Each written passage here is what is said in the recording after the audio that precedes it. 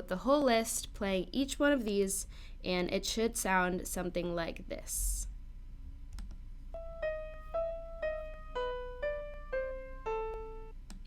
So as you can see, that is kind of like the beginning part of the melody, but there is a lot more that we want to play, so I'm going to keep making these lists, and then at the end we can use a for loop to play all of the notes in all of the lists that we're going to make. So P2 is going to look like something like this.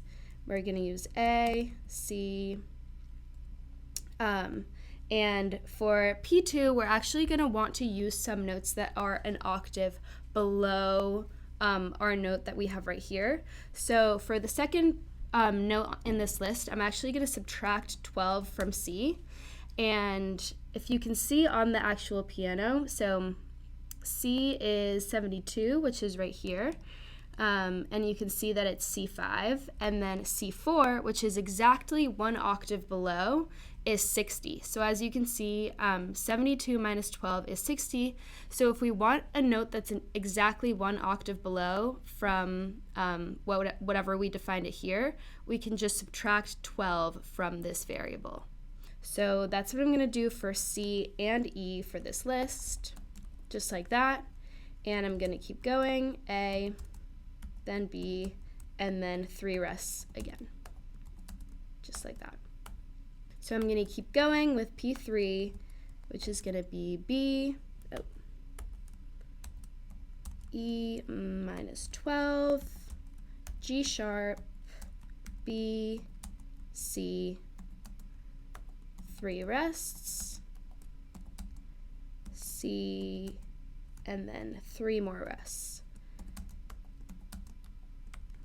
So I'm going to take a pause here. There are 2 more lists that we want to play, but I just want to show you guys, if we want to play each note in each of these lists using one loop, we can say for note in P1 plus P2 plus P3.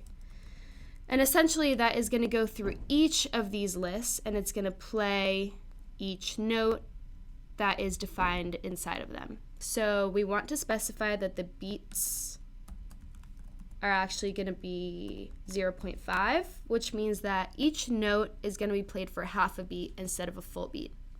So this is currently what it'll sound like. It won't exactly be the melody since these lists aren't really in the right order, but just so that you guys can see what aggregating these lists would look like.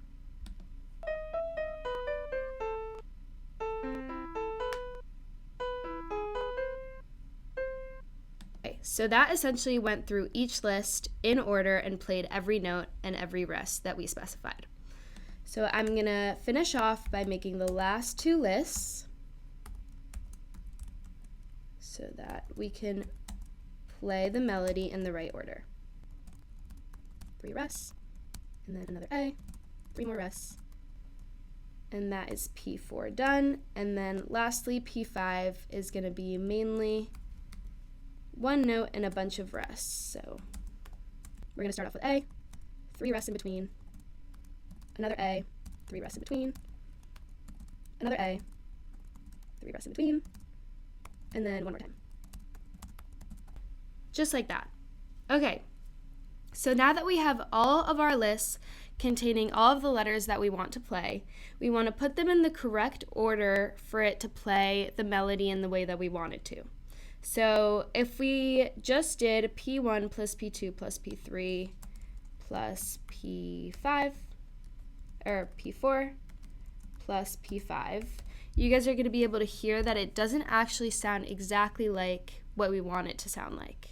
So we have all of the notes in the right order inside of the list, but we don't have the lists in the right order themselves. So if we play this,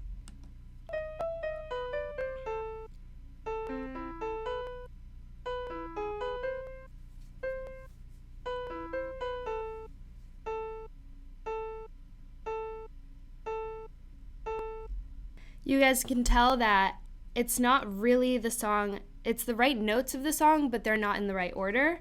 So I'm just gonna play around with this aggregation right here. And this way, when we play it, you guys will be able to see that you'll recognize the song a lot more, and we'll have the melody complete.